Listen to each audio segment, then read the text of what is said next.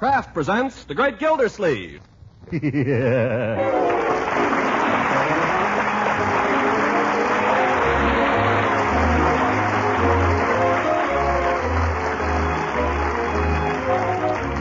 Kraft Cheese Company will also bring you Bing Crosby every Thursday night. Present each week at this time Harold Perry as The Great Gildersleeve, written by John Whedon. We'll hear from The Great Gildersleeve in just a moment. Of course, most of you homemakers listening in know how deliciously good margarine can be today. But some of you may not have used margarine as a spread for bread for a good many years. Well, if that's the case, you're going to be pleasantly surprised when you taste Parquet margarine, the margarine that's made by Kraft. That's because Parquet margarine is really different from the margarines of a few years back. First, Parquet's flavor is pretty certain to please. It's so delicate and wholesome, so deliciously good. You'll be delighted with Parquet as a spread for bread or rolls, yes, and for baking and pan frying, too. Second, unlike old-time margarines, Parquet margarine is a reliable year-round source of vitamin A because every pound contains 9,000 units of this important vitamin. And besides, Parquet is an excellent energy food. So try economical Parquet margarine in your household and find out how extra good it is yourself. Just ask your food dealer for Parquet, P-A-R-K-A-Y, Parquet margarine made by Kraft.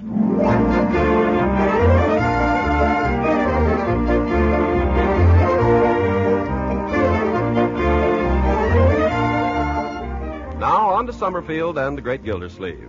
Saturday afternoon finds him in a flurry of preparation for the expected visit of his old friends, Fibber, McGee, and Molly. For hours he's been running up and down stairs, issuing orders and countermanding them, and now he pauses to light a well-earned cigar and snatch a moment's respite from the labor of supervising Bertie. Well, Bertie, how do we stand? Has that roast of beef turned up yet? No, sir. I phoned the market, and they said the boy left with about a half hour ago. Maybe he's been hijacked. Yeah. Well, we'll give him a few more minutes. How about the sleeping arrangements? I did like Miss Marjorie said. I'm giving Miss McGee your room. That's right. And Mr. McGee gets the den. I hope he'll be comfortable. He doesn't have to be comfortable. That guy can sleep standing up. What about me? Where do I go? Well, you saw to get the sewing room, Mr. Gildersleeve. I knew it, the sewing room. I'll be on pins and needles all night. Oh, no, sir. I got you all fixed up snug there on Leroy's folding camp cot. Yeah, the last time I camped on that cot, it folded all right. You remember? Well, I got it fixed up now, Mr. Gildersleeve. I got it tied up with some string. Oh, fine. I'll sleep like a baby. Yes, sir. I'll bet I'll be asleep before my head hits the floor. Oh, Marjorie, is that you? It's me, Unc. Marge's coming. She's outside talking to some guy that brought her home from the plant. How was the movie? Bertie, take this book upstairs with you when you go, will you? Yes, sir. I saw a white cargo. It's about this guy. Good. Put that book on the table next to the bed, Bertie. Mrs. McGee might want to read before she goes to sleep. It's about this guy goes to Africa, and he runs into Hedy Lamarr down there mooching around the jungle. Yep. So the heat begins to get him. Only I forgot to tell you Walter Pigeon is there. He's running the camp. That's Mr. Miniver, only in this picture his name is Witzel. Oh, hello, my dear. What? Are they here yet? So Witzel says to this new guy... Not yet. Their train's due in about a half an hour. So Witzel says to this guy... Witzel, that's Walter Pigeon. Leroy, I haven't got time to listen to all that now. Well, you asked me how was the movie. I'll be more careful next time. Well, you're early, Marjorie. I got a ride, so I didn't have to wait for the bus. We picked up Leroy just as he was coming out of the theater. Yeah, tell him who picked you up. Marjorie's got a new fella. Nobody picked me up, and I have not. That's no way to talk about your sister, young man. One of the men from the plant very kindly offered to drive me home, that's all. He was on his way. Yeah, Mike, she calls him. That just happens to be his name. She's only been there working there a week, and already it's Mike. Hiya, Mike. Hiya, baby. Come on, now don't you listen to him. Very nice, though, really. He works in the drafting department. Oh, well, that's fine. He's a draftsman, all right. If you ask me, he's got designs on our nail. Leroy, you mind your own business. I've got something to say to both of you. Yes, Uncle Mort? When Mr. McGee arrives this afternoon, there are two things I want you to be careful not to do. In the first place, I don't want you to make any reference to Fibber's size. What about it? Well, he's a little runt, and like all little runts, he's sort of sensitive about it. That's why he's so pugnacious. Oh, I wouldn't say anything, Uncle Mort. Well, I know you wouldn't, my dear, but I'm not so sure about Leroy. What did I say? Did I say anything about him being a runt? You're the one who brought it up. Well, just don't, that's all. Actually, he's not so small anyway. It's just that he's not as big as he thinks he is. He has the mind of a small man, that's all. Always carrying a chip on his shoulder. Oh, we'll be careful, Uncle Mort. And another thing, and this applies to both of you. I'd rather you didn't say anything about my engagement to Mrs. Ransom. Oh, but the McGees are your friends, Uncle Mort. They'll be offended. We're not announcing the engagement just yet, my dear. We're keeping it a secret. Mrs. Ransom isn't. I heard her talking to Mrs. Pettibone down at the grocery. We're not announcing it to McGee, and that's final, Leroy. Because if I know McGee, he'll start making cracks. If he makes any cracks about Lita, I'll punch him in the nose. And if I do that, Molly will be upset, and if she's upset, it'll spoil the whole weekend. And that's what you get for inviting McGee anyway. Oh,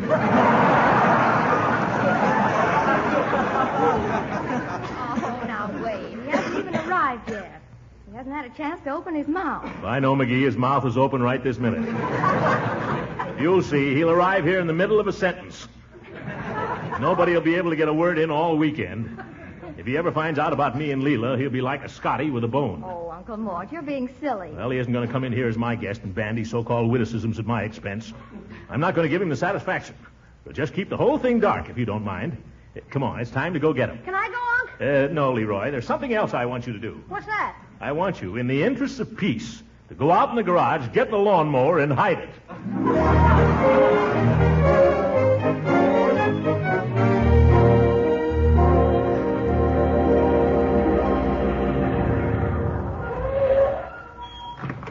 Well, this is it, folks.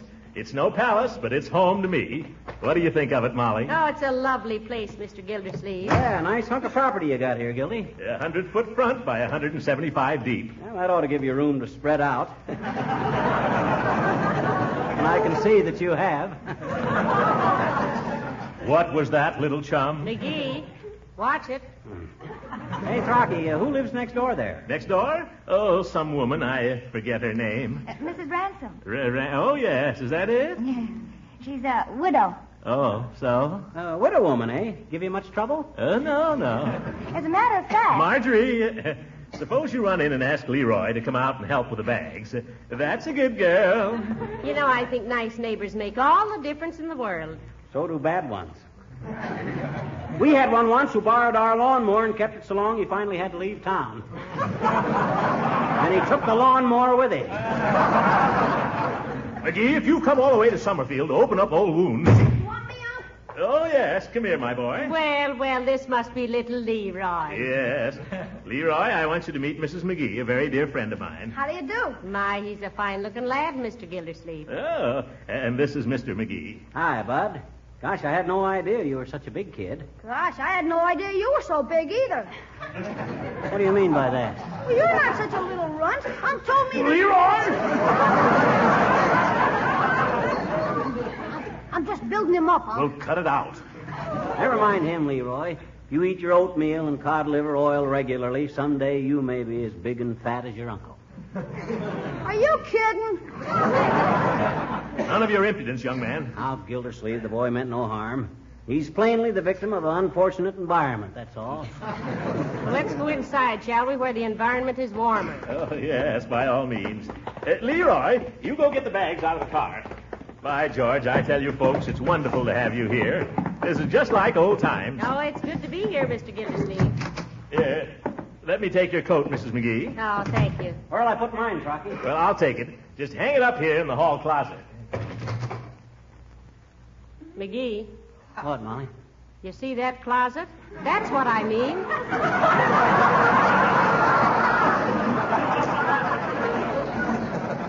Oh, sure, anybody can keep a closet clean if they don't use it. Mr. McGee, if you'd like to come upstairs, I'll show the room you're to have. Oh, thank you, dearie. I would like to freshen up a little before dinner. Dinner's in about a half an hour, everybody. Hey, where do these bags go? Mr. McGee's bag goes in the den, and Mrs. McGee's goes up in my room. Here, I'll take it up to her. Hey, Sonny, is there any place around here where a fellow could buy a toothbrush? I came off without one, as usual. Well, sure, there's a drugstore right down the street about 3 blocks. Good, I may run down there a little later. Well, what have you been doing with yourself all day? I went to the movies this afternoon. White Cargo, have you seen it? No, that's one I missed. Well, this guy goes to Africa, and he can't stand the heat. So he and Walter Pigeon get mad at each other, and Walter Pigeon says, "You'll quit." And he says, "I will not." So he goes off by himself and plays the phonograph, and then he... Well, look, on second thought, maybe I better go right now and get that toothbrush. Wait on. I'm just getting to where Hedy Lamarr comes in. Oh, well, I'll wait for that. Well, he's playing his phonograph there, and it's getting all dark and spooky, and he looks out the door, and all of a sudden, what does he see? Hedy Lamarr. Yeah, only you'd never know her. Huh? She's got a sort of a thing around her, and she comes in like this. Look, you're Walter Pigeon, and I'm Hedy Lamarr. Well, if you're Hedy Lamarr, I guess I can pass for Walter Pigeon.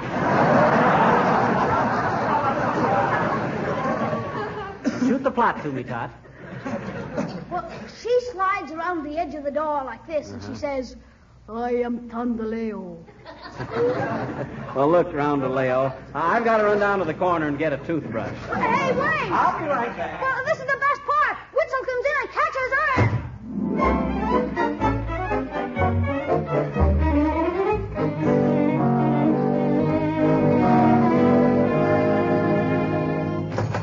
Good night, Mr. Peavy. Good night. And now, what can I do for you, sir? I'd like to buy a toothbrush. A toothbrush? Did you have any particular kind of toothbrush in mind? Yes, something I could brush my teeth with. As a matter of fact, I don't really need a toothbrush. I've got one at home, but I came away without it. Well, none of us perfect. You say you're a stranger in town? I didn't say so, but I am. McGee's my name. I'm staying up the street here. Oh, pleased to make your acquaintance, Mr. McGee. My name is Peavy. Anytime I can be of service, only too glad. Thanks. I'd like to buy a toothbrush.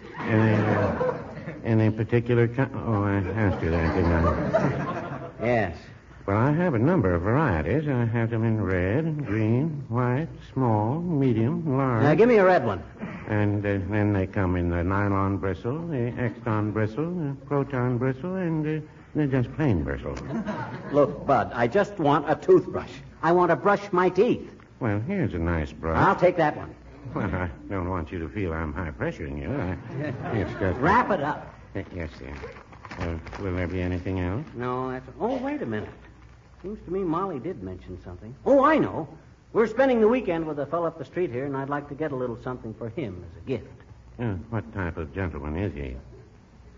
Oh, he's a big, fat blowhard. Doesn't do much of anything but eat, sleep, and brag. I've got something here that I think Mr. Gildersleeve would like.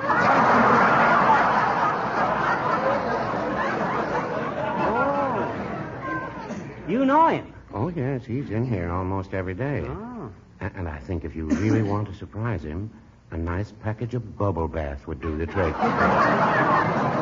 Gildersleeve in a bubble bath? Boy, he'd look like a blimp coming out of a cloud. Well, of course, it wouldn't make much of a wedding gift if that's what you have in mind. Wedding gift? For Gildersleeve? Haven't you heard? He's engaged to marry his next-door neighbor, Mrs. Ransom. Frocky, engaged? Yes. Oh, tell me more. What'd you say her name was? Mrs. Ransom. Leela Ransom. Widow. Oh, the widow next door. Uh-huh. The one he said he never met. Didn't even know her name. The big fake. What's she like? Well, she's a southern lady. Very well preserved.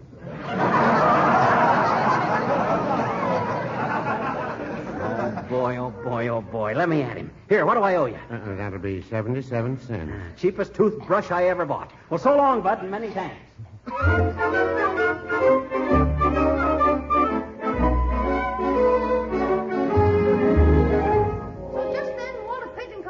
Jungle and catches Hetty slipping in the poison. Heavenly day. Leroy, that'll be quite enough now. Oh, now, don't discourage the boy, Mr. Gildersleeve. Discourage him. I only wish I knew how. Hi, folks. McGee, where on earth have you been? Oh, just down the corner. Say, you look like the cat that swallowed the canary. Do you know that you've kept dinner waiting 15 minutes? Oh, that's perfectly all right. Leroy, run out and tell Bertie she can serve at any time now, will you? McGee, have you washed? McGee, what's got into you? Yes, what are you looking at?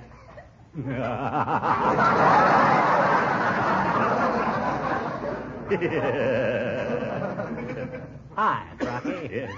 Hello. How's every little thing? How you feeling? I feel all right. Why? Everything under control? Certainly. What do you hear from Lulu? Lulu? Who's Lulu? McGee, what on earth are you When are we going to meet her, Rocky? Meet who? The Queen of Sheba, Scarlett O'Hara, that widow you're going to marry. Mary? Mr. Gildersleeve? Leroy. Honest, Unc, I didn't say a thing. Marjorie. Not a peep, Uncle Mort, I swear. If you knew Lulu like I know Her name is not Lulu. you. No? No, it's Leela. Leela. Lee is in leave her out of this, and La is in lots of people get a punch in the nose. That's just what you're going to get if you ever so much as... Why, you big bumbling balloon. Come over here and I'll let the air out. You muscle-bound midget. McGee! Dinner! Saved by the bell.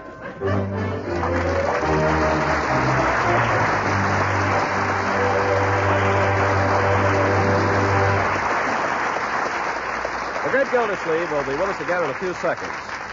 You know, especially in times like these, it's smart to be economical. But when it comes to food buying, it's important to be wisely economical.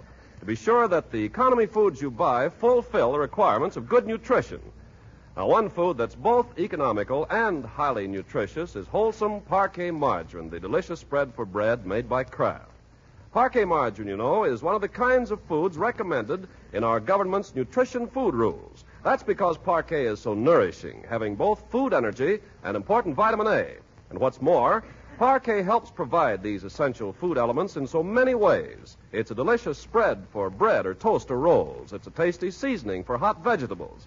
It's a real flavor shortening for baking, and it's grand for pan frying, too. Yes, in all these ways, Parquet margarine adds delicious nourishment to meals. So tomorrow, ask your food dealer for Parquet, Parkay, Parquet margarine made by Kraft.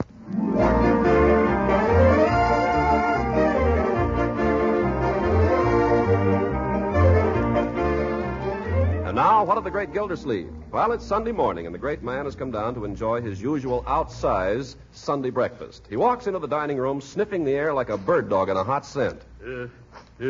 That's funny. The stuff must be here, but I can't smell it.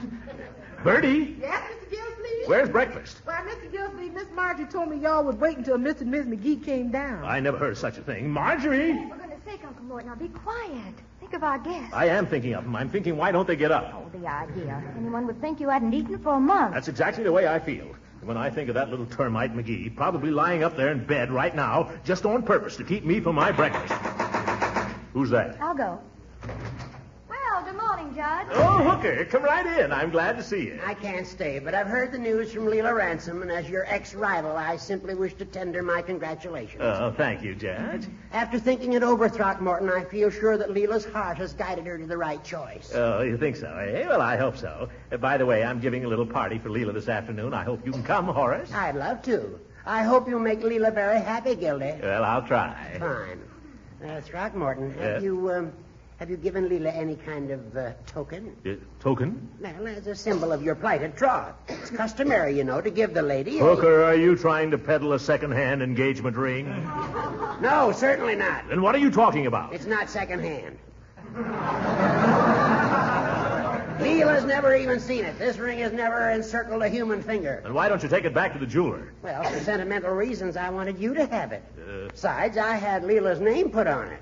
Oh, well, what'd you pay for it? $75. I'll give you 50. It's robbery, but I'll take it. Well, I want to see it first. Well, here it is. Oh, that's quite a flash. Wait a minute. What's this inside of it, this inscription? Oh, yes. To Leela from Cuddles. No, I forgot to mention that. Hooker, did Leela Ransom ever call you Cuddles? No, Gildy, but I just hope she'd learn to. Well, obviously the ring is of no use to me, but I'll give you $25 for it. $25? $25, Judge. Take it or leave it. I'll take it. But what are you going to do about the inscription? Well, if I play my cards right, she might learn to call me Cuddles.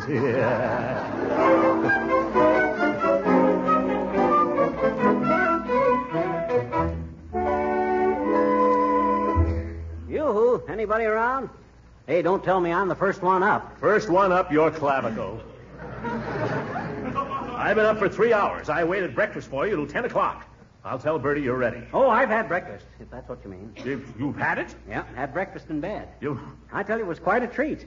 Things ain't like that around Wistful Vista. Things ain't like that around here either. Bertie! Yes, sir? Why don't I ever get breakfast in bed? Because breakfast is the only thing that gets you out of bed, Mr. Gillsleeve. Well, maybe when you're married, Mr. Gillsleeve, things will be different. Yeah. You'll have to toe the mark then, Throcky. By the way, when are we going to meet Lulu? The name is Leela. Oh, excuse me. When are we going to get a gander at her? What's the matter? You're not ashamed of her, are you? Look here, McGee. You're not even fit to... Boys, so early in the morning? Oh, good morning, Mrs. McGee. I'm just telling my little chum here I can't wait to have you meet Leela. Well, we can't wait either, Mr. Gildersleeve. That's no lie. Yeah. She's coming over this afternoon for tea, and I'm having one or two others in. Judge Hooker. Oh, how are you and the judge getting along these days? Well, we have our ups and downs. Some days I think he's our purest little jurist, and others I think he's a stench to the bench. You know, I'm very anxious to meet him, too. He sounds like such fun. Yeah, more fun than a goat. McGee, what do you say to a little constitutional before lunch? A little what? A little constitutional, a little walk. On foot? Why, sure. I'd like to take you out and show you the reservoir. Go on, McGee, to do you good. How far is it? Oh, only about 4 miles. Are you kidding? McGee, I want you to keep away from Leroy for the rest of the morning.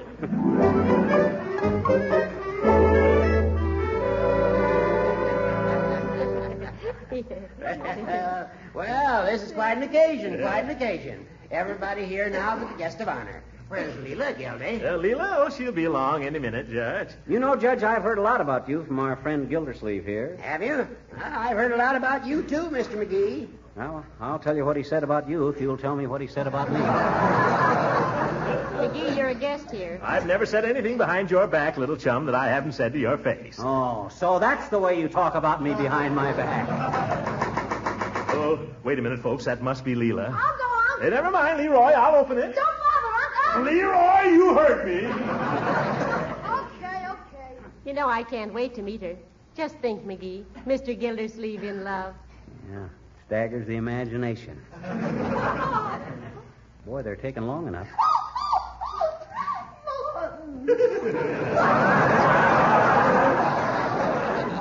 Wonder what's going on out there. McGee, you stay right here. No, I just thought maybe he needed some help. He doesn't need any help. Okay. Quiet, here they come. Hey, looks like Gildy done all right for himself. Wonder what he used for bait. Leela, darling, you know most of these people. Oh, yes. Good afternoon, Judge. Good afternoon, Leela. Oh, Marjorie, honey, I love your dress. Thank you. Hello, Leroy. Hello, Mrs. Ransom. Leroy, my dear, I want you to meet some old friends of mine. We're not that old. Mr. and Mrs. McGee from Wistful Vista. This is Leela. Oh, I'm just thrilled to meet y'all. Throckmorton's told me so much about you. I reckon you must think I'm just terrible carrying him off like this. Dearie, I think it's the finest thing that ever happened to him. And I want to be the first to congratulate you. Thank you. Isn't that nice? Well, McGee, aren't you going to congratulate Leela? Why should I congratulate her? It's Gildersleeve that ought to be congratulated. Oh, you're just sweet-talking me now, Mr. McGee. Oh, shucks, sis. Just call me Fibber. Mr. Gillsleeve, excuse me. Could you come out in the kitchen for a minute? Oh, certainly, Bertie. Will you excuse me, folks? Go right on talking. What's wrong now, Bertie? You know, I just can't get over Mr. Gildersleeve after all the years we've known him falling in love. Tell us, dearie, now that it's all over, how did he propose to you? Yeah, did he get down on his knees? And if he did, who helped him up? McGee. Now, this is just between us women. Well, it was terribly romantic and all. It was in the evening, and he came with a beautiful bunch of roses. You hear that, dearie? Roses he brought her. What's the matter? I bought you some roses a couple of anniversaries ago. Well, I just wanted you to make a note of it. Go on, dear. Well, I remember I just happened to be wearing a gown that he particularly liked, a flowered chiffon, very tight through here with a long flowing skirt. I'd been planning to spend the evening with a good book. Go on, you'll get plenty of time for that later. Well, we were standing there together arranging the flowers, and all of a sudden, right out of the blue, he said, well, I don't know that he'd like me telling you, but he said, what would you do if I was to steal a little kiss? Oh, my God. Is that corny? Keep out of this, McGee. You don't understand. And then what? Well, naturally, I tried my utmost to discourage him, but seemed like he just refused to take no for an answer. Oh, not only that, he started to chase me around the room. Throckmorton, I couldn't understand it. Look, Leela, when did you first begin to suspect that something was cooking?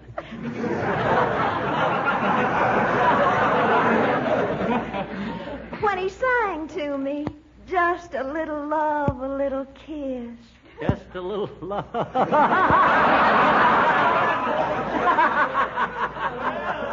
Just a little.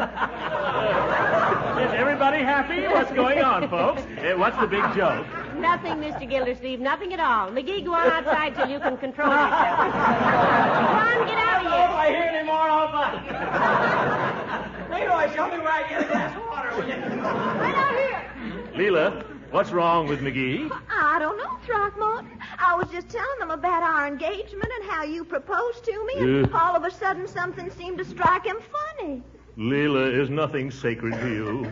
Now, Mr. Gildersleeve, don't be blaming her. Is our romance nothing but a farce to be torn to tatters for the amusement of the mob? Oh, no, Throckmorton. Am I nothing to you but a laughing stock? Oh, no. Well, that's the impression I seem to get. Now, listen, don't be blaming it on her, Mr. Gildersleeve. Blame it on McGee. Huh? And now, listen, remember, every proposal is sweet to the woman who hears it. Isn't that a fact? Tell me, Mrs. McGee, how did Mr. McGee propose to you? McGee?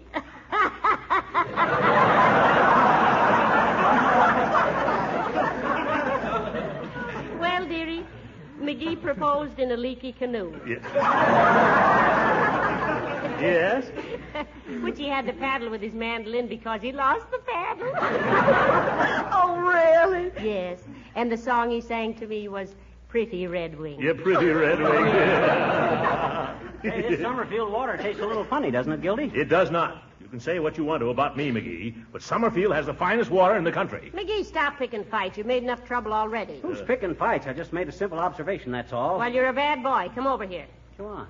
I want you to apologize to Mr. Gildersleeve. Go on, tell him you're sorry you hurt his feelings. Okay. Throcky, old chum, I'm sorry. Well, that's all right, McGee. I know you're sensitive, and it's only natural. And I want to take this opportunity to say that where you're concerned, old chum, there's only one thing in this world I want. Oh, what's that? Just a little love, a little... All right, McGee. All the moon shines tonight on Pretty Red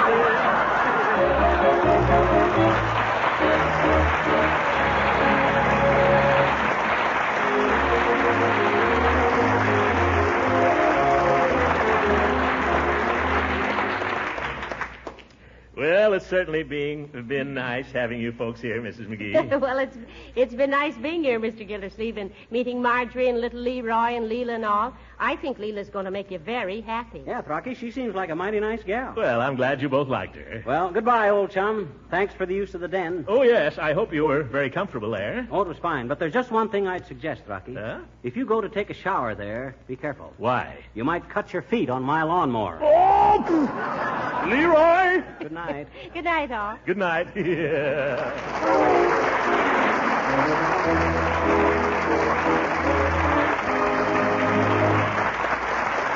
Fibber, McGee, and Molly appeared on this program through the courtesy of the makers of Johnson's Wax. Original music was composed and conducted by Billy Mills. This is Ken Carpenter speaking for the makers of Kraft Cheese and inviting you to listen in again next week for the further adventures of the Great Gildersleeve.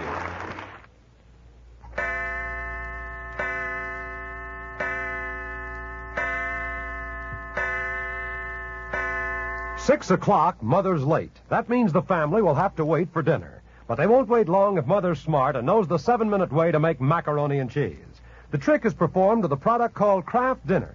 Yes, folks, that amazing food product called Kraft Dinner gives you delicious macaroni and cheese in just 7 minutes cooking time. A package of Kraft Dinner contains a special kind of macaroni that cooks up fluffy and tender extra fast.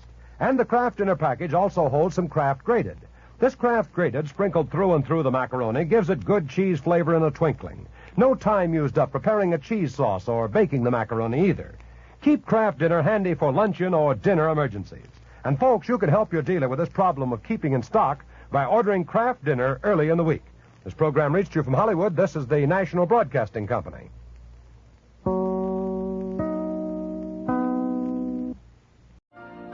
You've been listening to the OTR Gold Network. Find more classic radio at otrgold.com.